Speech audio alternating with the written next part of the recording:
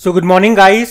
तो चलिए स्टार्ट करते हैं 23 जून के इंपॉर्टेंट करंट अफेयर्स को। देखिए हमारा पहला प्रश्न क्या है। अभी गिफ्ट सिटी में न्यू डेवलपमेंट बैंक के भारत क्षेत्रीय कार्यालय के महानिदेशक के रूप में किसे नियुक्त किया गया? तो आंसर होगा डीजे पांडियन को।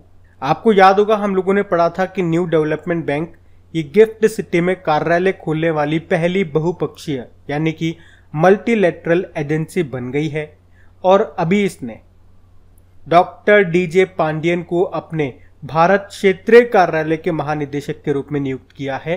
तो ये प्रश्न इंपॉर्टेंट है।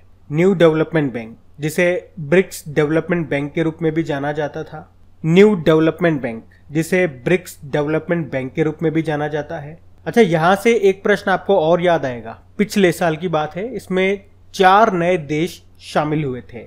कौन कौन से? यूनाइटेड अरब अमीरात, बांग्लादेश, उरुग्वे और सबसे लास्ट में हुआ था इजिप्ट। तो यहां से प्रश्न ऐसे भी बन सकता है कि सबसे नवीनतम सदस्य देश इसका कौन सा बन गया? तो आंसर होगा इजिप्ट। और कौन से नंबर का? 9th नंबर का। अच्छा, 9th नंबर से एक प्रश्न आपके माइंड में और आएगा। अभी शंघाई कोऑपरेशन ऑर्गेनाइजेशन का नवा मेंबर कौन सा बना है? चलो ये आप ही के लिए होमवर्क प्रश्न होगा, आप ही बताओ कौन बना। बाकी न्यू डेवलपमेंट बैंक का हेडक्वार्टर मिलेगा शंघाई चाइना में। अच्छा, इसकी स्थापना कब होती है? 15 जुलाई 2014 को। और वर्तमान में अध्यक्ष कौन है? मार्कोस ट्रायोजो। अच्छा, गिफ्ट सिटी से एक प्रश्न मैं आपसे और पूछूंगा। बताओ अभी किस देश का है MUFG बैंक जो अभी गिफ्ट सिटी में अपनी ब्रांच खोलेगा? ये उत्तर भी आप ही को देना है। बाकी आप जानते हो अभी मनरेगा लोकपाल बने थे NJ ओझा, नीति आयोग के नए उपाध्यक्ष बने डॉक्टर सुमन के बेरी और जियोलॉजिकल सर्वे ऑफ इंडिया के अध्यक्ष कौन बने? Doctor S Raju. अब जियोलॉजिकल को जूलॉजिकल से कंफ्यूज मत कर देना, क्योंकि अभी जियोलॉजिकल सर्वे ऑफ इंडिया की पहली महिला अध्यक्ष बनी थी कौन? धृति बनर्जी। ये सब याद रखना। बढ़ते आगे। फिर बताइए, अभी जून 2022 में federation of international cricketers association की पहली महिला अध्यक्ष कौन बन गई? तो आंसर होगा लीसा स्टालेकर। तो ऑस्ट्रेलियाई क्रिकेटर हैं लीसा स्टालेकर और अभी federation of international cricketers association की पहली महिला अध्यक्ष बन गई है ये। तो इनका नाम ध्यान रखना होगा आपको। अच्छा, अगर मैं आपसे पूछूं कि अमेरिकी सुप्रीम कोर्ट में जज बनने वाली पहली अश्वेत महिला कौन बनी? तो आंसर क्या होगा? केंतांजी ब्राउन जैक्सन। और अमेरिकी सिक्के पर दिखाई देने वाली पहली अश्वेत महिला कौन बनी? तो माया एंजेलो। अभी यूनिसेफ की नई हेड कौन बनी थी? कैथरीन ओलिवियर बनी थी। तो ये नाम भी सारे इंपॉर्टेंट है जो बता रहा हूं, ध्यान रखते जाना। बढ़ते आगे। चलिए फिर बताइए, अभी हाल ही में यूनाइटेड नेशन में भारत की अगली स्थायी प्रतिनिधि किसे नियुक्त किया गया? तो आंसर होगा रुचिरा कंबोज को।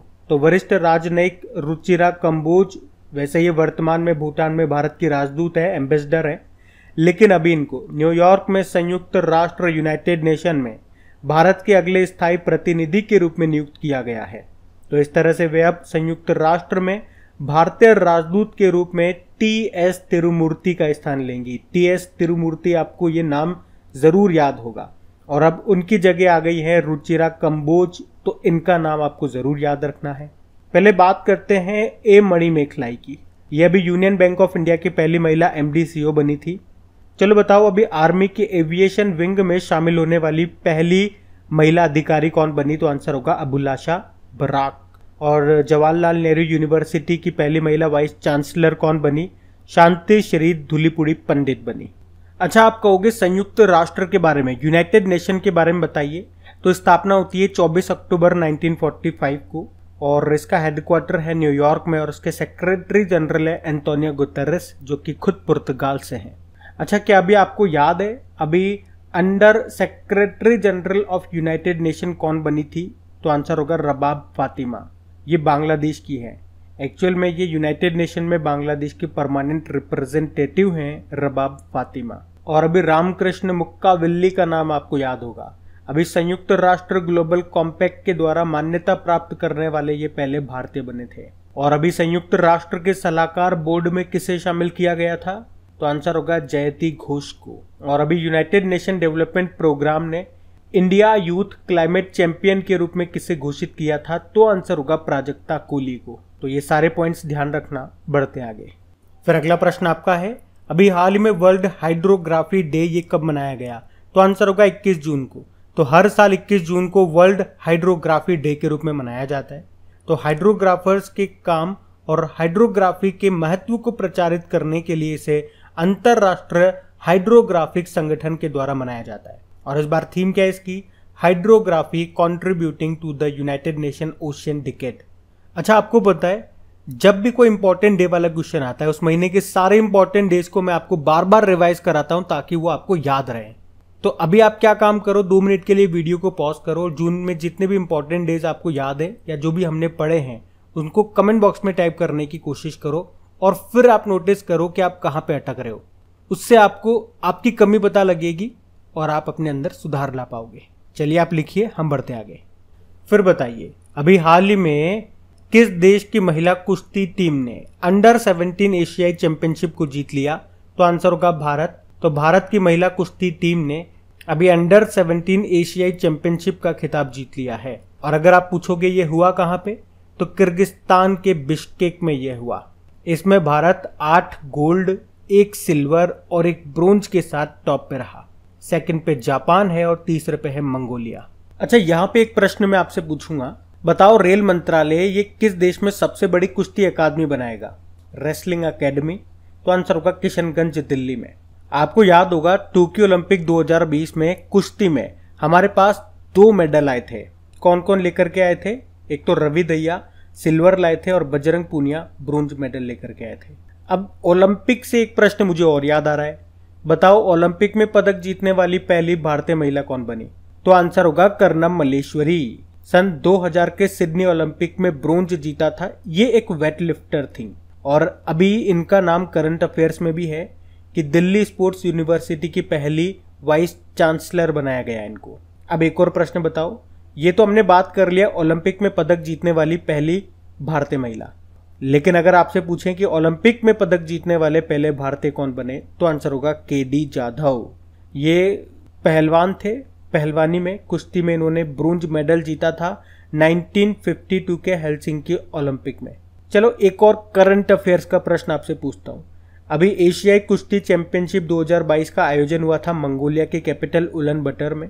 वहां पे भारत अगर पदक तालिका में बात करोगे तो 5वें स्थान पे रहा था। टोटल 17 मेडल जीते थे जिसमें से 1 गोल्ड था। आपको यही बताना है कि वो गोल्ड किसने जीता था। तो आंसर होगा रवि कुमार दहिया ने 57 किलोग्राम कैटेगरी में गोल्ड जीता था और उसमें पदक तालिका में भारत 5वें स्थान पे था, तो पहले स्थान पे जापान था। अच्छा, क्या आप मुझे बताओगे कि ओलंपिक में कुश्ती में पदक जीतने वाली एकमात्र महिला खिलाड़ी है, क्या नाम है उनका? तो आंसर होगा साक्षी मलिक। 2016 के रियो ओलंपिक में पदक जीता था उन्होंने। तो ये काफी सारे इंपॉर्टेंट पॉइंट्स मैंने आपको बताए, इनको ध्यान रखना। आप बढ़ते आगे। चलिए बताइए, अभी हाल ही में अष्टांग योग नाम की बुक को किसने लिखा? तो आंसर होगा डॉक्टर सोनू फोगाट ने। तो अभी हरियाणा के मुख्यमंत्री हैं मनोहर लाल खट्टर। अभी उन्होंने 8वें अंतर्राष्ट्रीय योग दिवस के मौके पर डॉक्टर सोनू फोगाट की नई बुक जिसका नाम है अष्टांग योग, इसको लॉन्च किया है। तो आपको एक तो बुक का नाम याद रखना है और उसके लेखक का नाम याद रखना है। आपको याद होगा अभी राम बहादुर, इन्होंने एक बुक लिखी थी भारतीय संविधान अनकही कहानी। इसको अभी प्रधानमंत्री नरेंद्र मोदी जी ने लॉन्च किया था। और गौतम अडानी की जीवनी है, यानी कि उनकी बायोग्राफी है जिसका नाम है Gautam Adani the man who changed India. इसको लिखा RN भास्कर ने।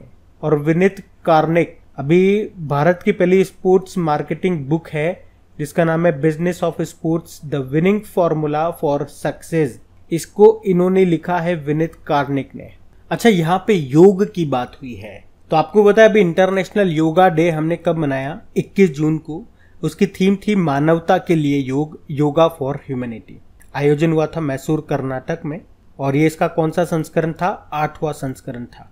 चलो एक प्रश्न का उत्तर आप ही दो, भारत के बाहर पहला योग विश्वविद्यालय ये कहां पर आपको मिलेगा? और अभी हमारे जो शिक्षा मंत्री हैं धर्मेंद्र प्रधान, उन्होंने राष्ट्रीय योग ओलंपियाड 2022 का उद्घाटन भी किया। और अभी योग के विकास और संवर्धन में उत्कृष्ट योगदान के लिए 2 व्यक्तियों और 2 संगठनों को प्रधानमंत्री पुरस्कार देने की घोषणा की गई। अब वो 2 व्यक्ति और 2 संगठन कौन कौन से हैं? एक हैं लेह लद्दाख के श्री भिक्खु संघ सेना और दूसरे हैं ब्राजील के मार्कस रोजो। और 2 संगठन कौन से हैं?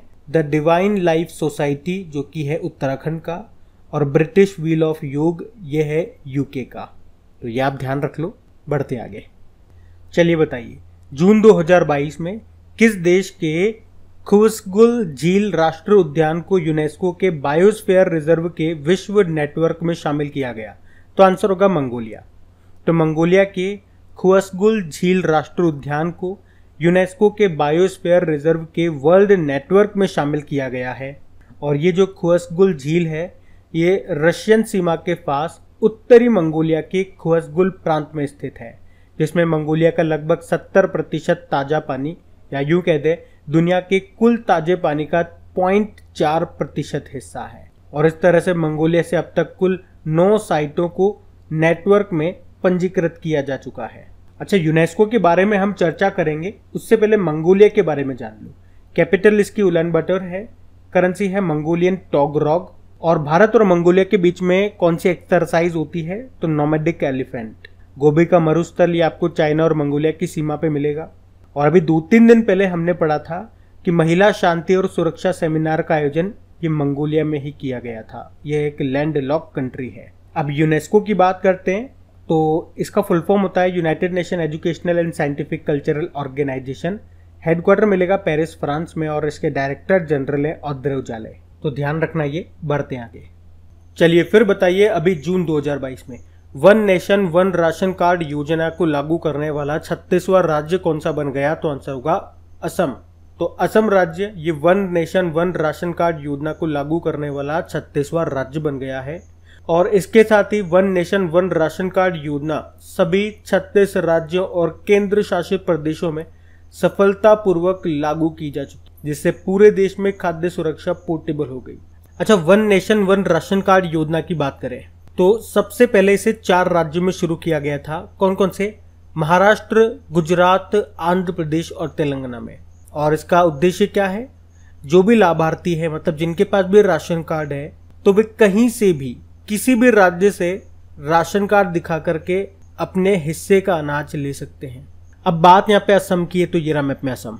देखो, असम की कैपिटल क्या है? दिसपुर है और गवर्नर है जगदीश मुखी। अच्छा, वैसे अभी गुवाहाटी हाईकोर्ट के नए चीफ जस्टिस कौन होंगे? तो आंसर होगा रश्मिन एम छाया। और असम सरकार ने ही अरुंधति स्वर्ण योजना शुरू की थी, शिशु सुरक्षा एप्लीकेशन को लॉन्च किया था। तो ये बातें ध्यान रखना। बढ़ते आगे। चलिए बताइए, भारत और नेपाल के लिए पहली भारत गौरव पर्यटक ट्रेन को कहां से रवाना किया गया? तो आंसर होगा सफदरगंज रेलवे स्टेशन। तो भारत और नेपाल में रामायण सर्किट से जुड़े स्थानों को जोड़ने वाली पहली भारत गौरव पर्यटक ट्रेन को अभी 21 जून 2022 को नई दिल्ली के सफदरगंज रेलवे स्टेशन से रवाना किया गया। और हमारे जो रेल मंत्री हैं अश्विनी वैष्णव और संस्कृति मंत्री हैं जी किशन रेड्डी, उन्होंने इस ट्रेन को अभी रवाना किया। और ये प्रश्न इसलिए भी इम्पोर्टेंट हो जाता है क्योंकि भारत नेपाल अंतर्राष्ट्रीय सीमा को पार करने वाली ये पहली पर्यटक ट्रेन बन गई है, जिसका नाम है भारत गौरव। तो कहां से शुरू हुई ये ट्रेन? दिल्ली के सफदरगंज रेलवे स्टेशन। और सबसे पहले ये कहां पे पहुंचेगी? तो नेपाल के जनकपुर रेलवे स्टेशन पर पहुंचेगी। और वैसे हमारे रेलवे मंत्री कौन है? अश्विनी वैष्णव है। पहले रेल मंत्री कौन थे? जॉन मथाई थे। और अभी रेलवे बोर्ड के नए चेयरमैन और सीईओ कौन बन गए? विनय कुमार त्रिपाठी बन गए। जबकि विनय कुमार सक्सेना ये आपके दिल्ली के नए लेफ्टिनेंट गवर्नर उपराज्यपाल बने हैं। अच्छा, अगर मैं आपसे पूछूं भारत की 100वीं किसान रेल ये कहां से कहां चली थी? पश्चिम बंगाल के शालीमार रेलवे स्टेशन से महाराष्ट्र के संगोला रेलवे स्टेशन तक। और पहली किसान रेल चली थी महाराष्ट्र के देवलाली रेलवे स्टेशन से बीकानेर के दानापुर रेलवे स्टेशन तक। और अगर पूछे दक्षिण भारत की पहली और देश की दूसरी किसान रेल ये कहां से कहां चली थी? तो आंध्र प्रदेश के अनंतपुर रेलवे स्टेशन से दिल्ली के आदर्श नगर रेलवे स्टेशन तक। अच्छा, एक मुझे नाम बताओ अभी, वो पहले रेलवे अधिकारी हैं आयरन मैन ट्रायथलॉन को पूरा करने वाले, उनका नाम क्या है? श्रेयस होसुर है। और बताओ अभी अपना जैव विविधता रजिस्टर पाने वाला पहला मेट्रो स्टेशन कौन सा बना? तो आंसर होगा कोलकाता। और अगर आपसे पूछे कि भारतीय रेलवे ने भारत का पहला स्वदेशी हाइपरलूप विकसित करने के लिए किस आईआईटी के साथ समझौता किया? तो आंसर होगा IIT मद्रास। तो ये सारी बातें ध्यान रखना, बढ़ते आगे। चलिए बताइए, अभी प्रधानमंत्री नरेंद्र मोदी ने किस राज्य में पुनर्निर्मित श्री कालिका माता मंदिर का उद्घाटन किया? तो आंसर होगा गुजरात। तो अभी प्रधानमंत्री नरेंद्र मोदी जी ने गुजरात के पंचमहल जिले के पावागढ़ हिल में पुनर्निर्मित श्री कालिका माता मंदिर का उद्घाटन किया। आपको बता दूं कि इस राजसी महाकाली मंदिर का जो गर्भगृह है वो सोने से बना हुआ है। ये इस क्षेत्र के सबसे पुराने मंदिरों में से एक है और यहाँ बड़ी संख्या में तीर्थ यात्री आते हैं। अच्छा, अब आपको बताना है कि अभी नरेंद्र मोदी जी ने कहां पर जगत गुरु श्री संत तुकाराम महाराज शिला मंदिर का उद्घाटन किया? तो आंसर होगा पुणे में। और अभी आपको याद होगा संस्कृति मंत्रालय ने 12 ज्योतिर्लिंग और धाम के दर्शन के लिए एक वेबसाइट लॉन्च की थी जिसका नाम है टेम्पल 360 डिग्री। तो आपको ये बातें भी ध्यान रखनी है, बढ़ते आगे। चलिए बताइए, अभी जून 2022 में फिनलैंड के कुओर्टेन खेलों में नीरज चोपड़ा ने कौन सा पदक जीता? तो आंसर होगा स्वर्ण पदक।